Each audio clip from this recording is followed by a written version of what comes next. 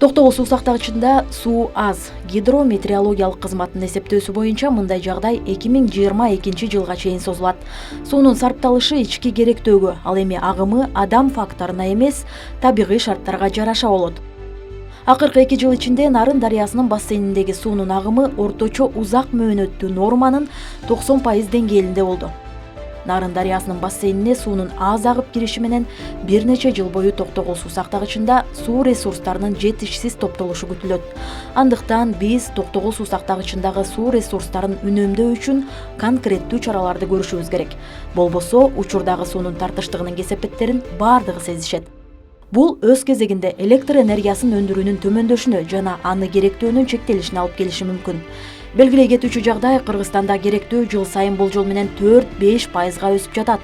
Ал эми кыш мезгилинде электр энергиясын иштеп чыгуу керектөөгө барабар болду. Биз суу ресурстарын үнөмдөө боюнча шашылыш чараларды көрүшүбүз керек. Муну бизден башка эч ким жасай албайт. Келгиле, суу ресурстарыбызды сактайлы.